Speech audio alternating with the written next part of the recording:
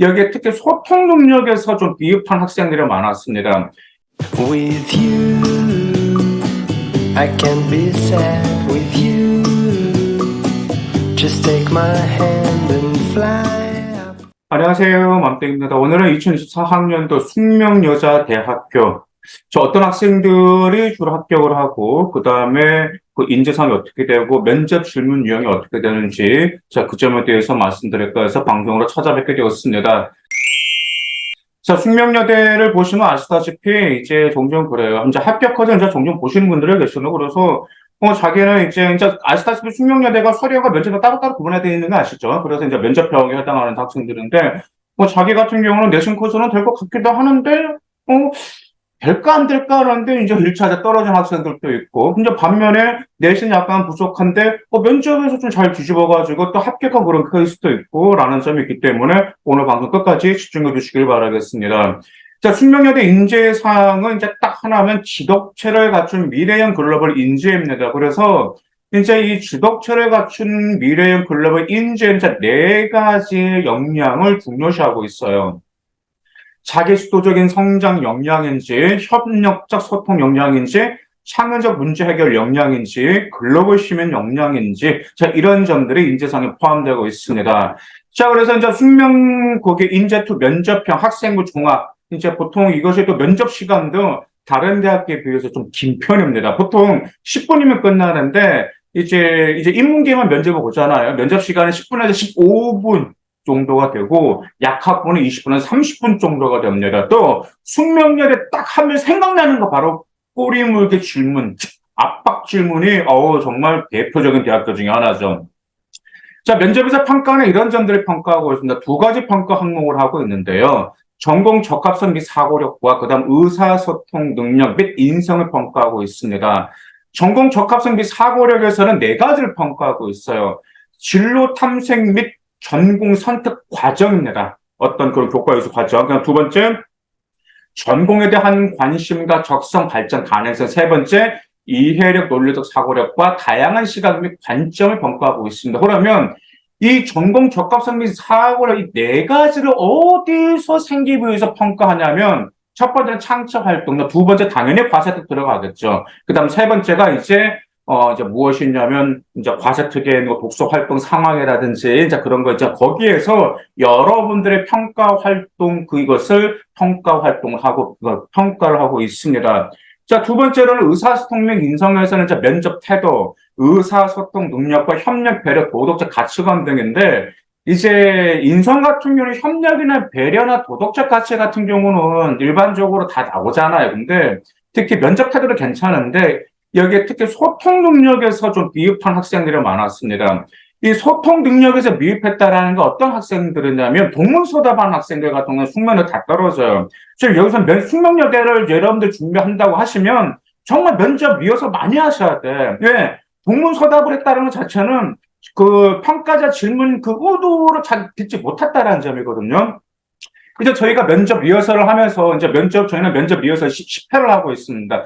왜냐하면 이제 어떤 10회는 너무 많지 않나, 아니면 어떤 적지 않나라고 했는데, 저희가 지금까지 쭉 해보니까 10회면 충분했어요. 10회면. 이제 다른 대학교를 준비한다면 또 하는 경우도 있고, 또 이제 어떤 학생들 같은 경우는 너무나 좀 말하는 게 자신이 없어서 추가하시는 분도 계시는데, 일반적으로 10회면 충분했어요. 그러면 저희가 이제 10회 정도 하다 처음에 5회, 6회 할 때도 아이들이 질문하면, 당연히 저희 같은 경우는 생기부, 서류 기반 위주로 하니까 생활 기록부를 가지고 물어봅니다. 어떤 활동을 통해 그 활동의 수학에 무슨 개념과 연계가 됐고, 그 개념에 본인의 진로에 무슨 도움이 되었는지, 이런 질문을 하게 되면, 여기서 아이들이 엉뚱한 답변하고 질문 의도로 파악하지 못하는 경우가 있고, 개념이 아닌 다른 것을 언급하는 경우도 있고, 역량이 아닌 본인의 노력하는 과정을 언급하는 학생들이 있단 말이야. 이것은 절대로 안 됩니다. 이 소통 능력 같은 경우가 정말 좋은 학생들 같은 경우가 면접에 다 뒤집었던 공통점들이 있어요. 특히 건국대 같은 경우에 소통 역량 면접에 굉장히 많이 평가하고 있기 때문에 여러분들의 의사소통 능력 제발 질문자의 의도를 정확히 파악하고 절대로 동문서답하지 말고 또 질문 답변 또 같은 것만 계속 말씀하시지 마세요. 그러면 여러분들 면접에 지금 실패합니다. 그래서 이러한 의사소통 능력과 인성자 출결 상황에서 평가하고요. 이제 창체와 행택에서 평가하고 있습니다. 자, 출교 상황 같은 경우는 지금 저희 댓글도 많이 다신 분들이 계시는데, 일단, 뭐, 무단 지각, 뭐, 무단 조퇴, 그 다음에 무단 결석 같은 경우가 있는데, 그게 과연 좀 좋냐, 안 좋냐, 그 다음에 아니면은 좀 이제 무단은 아니지만, 뭐, 병결로 인한 뭐, 결석이라든지 조퇴 지각 있잖아. 그게 좀 요즘 많이 있는 아이들이 있어요. 특히 이제 코로나 이후로 좀 이런 게 좀 아이들 좀 많더라고요. 그래서 생기부를 보면은 이제 그 점에 관련해서 걱정하시는 분들은 많이 계신데, 그것은 여러분들이 답변을 준비하셔야 합니다. 그죠? 분명히 어떤 출교 상황이 좀 안 좋단 말이에요. 그러면 왜 이때 출교 상황이 안 좋았습니까? 라고 이제 물어보면은, 그래, 물론 솔직하게 답변하는 것은 좋긴 좋은데, 뭐 스트레스를 받아가지고 몸이 안 좋았다라든지, 그 다음에 뭐, 저 공부에 대한 압박감이 좀 있었다라든지, 그 다음 특히, 제가 좀 그때 머리가 아파가지고 그랬다라든지, 이런 답변 절대 하지 마세요. 출결 상황이 왜 좋지 않았는지에 관련된 답변은 여러분의 학업에 지장을 줄 수 있는 그런 조금의 뉘앙스를 풍기는 답변은 절대 안 된단 말이에요. 왜? 봐보세요. 자, 스트레스를 받아가지고 그랬다. 그럼 대학교 입장에 평가자가 어떻게 생각할까요? 그럼 이 학생은 사람이나 스트레스 계속 받아가는 거냐? 그러면 대학교에 와서 스트레스 받으면 공부 안 하겠나라고 평가한단 말이야. 또 머리가 자주 아프다 그러면 머리가 자주 아프면 학업에 좀 진짜 있겠는데라는 그런 생각을 줄 수가 있기 때문에 학업에 영향을 주는 그런 느낌을 풍기는 거죠. 그러다 보니까 출교 상황은 좀 학업과는 관련이 없는데 제가 이런 때문에 좀 출결이 좋지 않았고 하지만 그것을 다 뭐 건강해졌다라든지 해결했다라든지 그런 점들 그런 긍정적으로 답변을 마무리 지을 필요가 있습니다. 그런데 숙명여대 같은 경우는 이제 면접 질문 같은 경우가 이제 종합적 사고력, 전공 적합성을 중점적으로 평가할 수 있기 때문에 특히 말씀드렸죠. 꼬리 물기 질문에 대비하실 필요가 있습니다. 정말 이제 만약에 이제 제시 면접 같은 경우 상황과 질문에 대한 논리적 사과 추론이라든 대한 제시 능력을 중점적으로 평가하는데 일단은 인문계 학생이라면 그런 점 굉장히 좀 잘 준비하실 필요가 있어요. 자, 그러면 숙명여대는 저 어떤 식으로 질문을 많이 물어봤을까? 예를 들어서 이제 뭐 이제 역사 문학과 같은 게 있죠. 그럼 그 학생들 같은 경우가 이제 세계사 같은데 보통 신문 만들기 활동 여러분들 하시잖아요. 아니면은 이제 그런 뭐 세계사라든지 뭐 거기서 뭐 한국사 같은데 보면은 뭐 어떤 국가의 인물이라든지 전쟁이라든지 어떤 문화재 등을 소재로 여러분들 하는 그런 점을 한단 말이야. 그러면 이제 이런 점 물어봐요. 저 어떤 땡땡 신문 제작 활동했는데 구체적으로 얘기해봐라. 그러면 땡땡 신문 제작 활동했는데 가장 기억에 남는 사건이 무엇이냐라고 물어본단 말이에요. 그러면 그 기억에 가장 남는 사건이 왜 가장 남고 만약에 그와 유사한 현대 사건에 있다면 무엇인지 아시냐라는 식으로 꼬리무기 질문을 들어요. 그러면 이 질문 유형을 들으면 어떻게 듣겠습니까? 여러분들은 압박 질문으로 압박 질문처럼 느낄 수밖에 없습니다.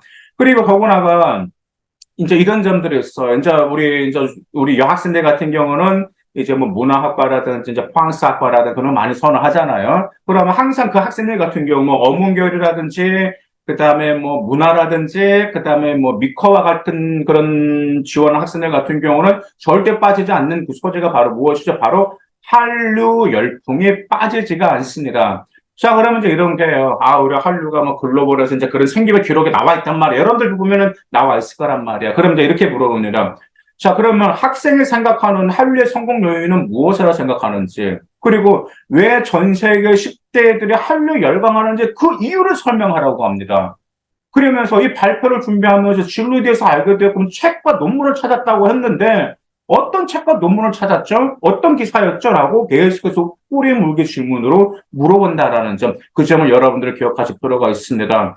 그리고 이제 또 이제 교육학부 같은 경우가 좀 이런 점이 있죠. 숙명여대 교육학과도 많이 학생들 지원하는 학과 중에 하나죠. 우리 교육학과 하면은 항상 여러분들 생기에 무슨 내용이 들어갑니까? 뭐 학교 차별이라든지 뭐 혐오와 관련자라든지 그다음 학교 폭력이라든지 왕따라든지 그런 점이 여러분들 다 생기로 들어가잖아. 그러면 이제 그 점에 대해서 여러분들이 이제 발표하면 자, 왜 이 주제로 발표를 했는지 그리고 학교가 차별과 배제의 공간이라 보는 근거와 이유가 무엇인지 그러면 그런 문제를 해결하기 위한 대안이 학교 구성원이라든지 학교 운영이라든지 아니면 교육 정책에 그게 이 차원에서 어떤 훌륭한 대안이 있을 것인지 설명해 봐라라는 그런 질문도 있어요. 그리고 또 하나 또 있죠. 우리 교육학 학생들 같은 경우는 항상 빠지지 않는 나라가 있어요. 바로 핀란드가 빠지지가 않아요. 왜? 핀란드 교육 체계가 워낙 좀 사례가 우수하니까. 그러면서 그래서 자, 이제 학교 폭력에 관해서 발표를 했는데 발표에서 제시한 세 가지 요인이 무엇인지라고 물어본다. 두 번째가 이겁니다. 근데 이제 핀란드에 대해서 언급했는데 핀란드 사례가 과연 우리 대한민국의 교육에 주고 있는 의미 있는 시사점이 무엇인지 말씀해 달라라는 질문도 있어요. 그러다 보니까 질문 유형이 여러분의 활동 하나가 있으면 그 활동 가지고 왜 그 활동했죠? 거기에 해결된 근거가 무엇이죠? 그럼 그 점과 어떤 점을 연결시킬 수가 있죠? 이런 점들을 꼬리 물고 질문이 계속해서 들어오다 보니까 여러분들이 압박 질문, 이 압박 질문을 여러분들이 어떤 분들이 그러신 분들이 계세요. 압박 질문을 어떻게 극복해야 될까요? 라고 물어보신 분들이 계시는데 압박 질문을 극복하는 그 방법은 연습밖에 없어요. 실질적으로 압박 질문과 같은 연습을 여러분들 여러 번 하실 필요가 있어요. 그러다 보면은 거기서 여러분들이 충분한 답변 나가실 수가 있습니다. 또 대표적으로 우리 숙명여대 하면 무슨 학과죠? 바로 사회심리학과죠. 우리 여학생들 심리학과, 선호하는 학과잖아요. 그러면 이제 보통 이제 사회심리학과 같은 경우는 좀 이런 점들이 있어요. 보통 뭐 인터뷰도 하고 아니면 친구들을 상대로 학교 친구들을 상대로 해가지고 어떤 뭐 심리를 조사를 하고 이런 점들을 한다는 말이야. 그러면 제가 이 점을 물어봅니다. 아니 인터뷰를 했는데 인터뷰 대상자 선정 및 질문 구성 어떻게 준비했냐 물어봅니다. 그리고 어떻게 질문 구성했다라고 하면 그럼 그 질문을 구성하면서 혹시 어떤 자료, 어떤 뭐 논문, 어떤 출처 혹시 그 점 알고 계신가라고 물어보신 분도 계신다라는 점이죠. 그래서 이 활동을 통해서 어떤 점들을 배울 수 있었고, 좀 앞으로 이제 인터뷰를 하면서 어떤 점 좀 보완해서 새로운 점을 조사하고 싶은 사항이 무엇이 있는 거죠. 어떤 점을 인터뷰하고 싶은 사례가 무엇이 있는지 그 점에 대해서 말씀해 달라라는 점도 있습니다. 그 외에도 많이 있습니다. 미디어 학부, 그러니까는 이제 작년 미디어 학부 숙명여대 합격한 여학생 같은 경우는 이제 진짜 그런 거거든요. 이제 뉴 미디어 분야, 보통 이제 미디어 학부에 뉴 미디어가 다 들어가잖아요. 아마 지금 우리 그 미디어 학과, 뭐 신방과, 미디어 커뮤니케이션 학과 지원 학생들 지금 뉴 미디어 분야 다 들어갔을 거란 말이에요. 그 1학년 통합사회 수업에 다 들어간다. 그러면 이제 이런 점들이 있어요. SNS에 사이버 범죄가 많이 등장한 이유가 무엇이라고 생각하냐라고 물어봅니다. 그러면 사이버 문제가 많이 등장한 이유가 여러분들 좀 뻥칠 거란 말이에요. 이 점은 온라인 상황에서 사이버 범죄가 왜 잘 일어날 수 있는 환경적 요소를 배경으로 말씀하실 필요가 있어요. 그러면 이를 방지할 방법을 생각해 본 적이 있냐라고 하신 분들, 그러면 이를 방지하고 생각해 본 적이 있냐라고 하면 여기서 정말 답답하게 이렇게 답변하신 분은 좀, 자, 그 댓글이니까 이것을 실명제로 해야 된다라고 하신 분들이 계세요. 근데 인터넷 실명제는 강하게 여러분들 밀어붙여 보시면 나중에 큰 거 다치게 됩니다. 왜냐하면 실명제냐 아니면 익명제냐라는 이런 차이를 종종 가지고 있는데 실명제와 익명제 장단점이 있습니다. 일단 실명제의 장점은 말 그대로 무엇이냐면 자 이제 사이버 상에서 자기 위치 뭐 실명 노출되기 때문에 범죄가 일어나지 않을 거란 말이야. 그다음 댓글을 달아도 정말 조심을 갈 거란 말이야. 그렇죠? 이런 장점이 있어요. 근데 문제는 뭐가 있냐면 우리가 사회 비리 고발한 사람들, 회사 비리나 어떤 정부 기관의 비리를 고발할 때 그 사람들이 뭘로 고발하죠? 직접 찾아가서 고발하지는 않고 뭘로 고발하죠? 인터넷 온라인으로 고발한단 말이야. 그러니까 그게 익명이라 가능했단 말이야. 그러면 이 사람이 실명이라고 하면 그런 것들이 어떻게 될까요? 사람들이 고발 안 하겠죠. 익명제의 장점은 무엇이죠? 익명제의 장점은 그겁니다. 그렇게 누구나가 자기 의사표현을 다 할 수 있다라는 점이에요. 왜? 실명제 같은 경우는 자기 의사표현을 할 수가 없는 거죠. 그래서 익명제는 누구나 다 뭐 자기를 다 뭐 자기 의사표현을 할 수 있다라는 그런 장점이 있는데 이제 단점 사이버인데 여기에 관련돼서는 준실명제가 있습니다. 그래서 우리 이제 미디어 커뮤니케이션 학생들과 인터넷 댓글 실명제와 관련돼서는 준실명제가 무엇인지 조사해서 잘 정리하시기 바라겠습니다. 자, 그 다음에 또 이제 또 빠지잖아요. 가짜 뉴스도 절대로 빠지지 않죠. 뭐 가짜 뉴스가 확산된 이유가 무엇이냐, 가짜 뉴스 사례를 물어보신 면접관도 있습니다. 가짜 뉴스를 조사를 했다고 그랬는데 여기서 가짜 뉴스 사례가 무엇이죠? 왜 그 사례가 가짜 뉴스가 그 사실은 무엇이냐? 이렇게 물어보는 그런 면접관들도 있었기 때문에 여러분들 잘 준비하실 필요가 있습니다. 그리고 또 의료학과 우리 이제 거기 이제 숙명여대 하면은 좀 내신이 약간 부족한 의료학과인데 의료학과 같은 경우는 이런 케이스가 있습니다.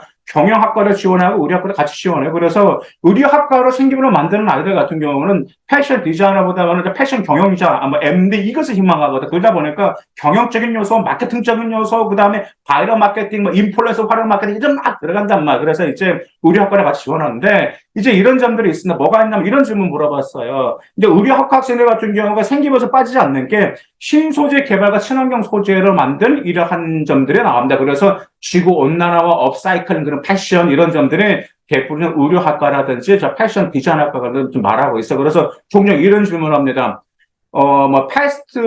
패션 브랜드의 환경 오염 문제가 무엇인지, 그러면 그 환경 오염 문제 해결하기 위한 대안이 무엇인지, 이런 점들도 좀 많이 물어봤고, 그 다음 패션 관련 동아리 활동을 했다라고 그랬는데, 이제 대부분 그럼 메타버스 플랫폼에 들어가거든요. 그러면 메타버스 플랫폼과 패션 산업 미래 프로젝트가 무엇이라고 생각하냐? 자, 메타버스가 의료학과에 어떤 도움을 주고 있다고 생각하냐? 앞으로 의료도 어떻게 가상공간과 4차 산업에 발맞춰서 변화시킬 필요가 있는 것인지 이런 점들도 물어봤습니다. 그 외에도 다양한 질문들이 있어요. 당연히 자기소개하세요. 지원 동기 진로 계획이 무엇인지 이런 기본 질문도 당연히 물어보고 완전히 숙지하실 필요가 있습니다. 숙명여대 금방 제가 질문 나온 유형들을 보시게 되니까 정말 지원은 학과별로 전공 적합성 및 사고력과 의사소통 및 인성 두 개 항목을 종합적으로 평가하고 있습니다. 그러니까 아시다시피 서류 내용을 중심으로 질문을 도출해서 진행하고 처음 질문과 연결하여 꼬리를 짓는 질문이 많아요. 그러면서 여러분들이 꼬리에 꼬리를 무는 질문 답변하면서 여러분들 반드시 성장하고 있다는 성장 스토리를 반드시 보여줘야 됩니다. 왜냐하면 면접에서는요, 숙명여대, 한국외대 같은 경우는 스토리가 있는 학생, 면접에서 스토리가 있는 학생들이 좋은 결과가 있었습니다. 그렇기 때문에 숙명여대 마치 압박 질문처럼 느껴졌지만 준비 철저히 하고요. 연습 많이 했던 여러분의 선배님들 자신감 있게 응시해서 면접으로 뒤집었기 때문에 꼼꼼히 점검하시기 바라겠습니다. 감사합니다.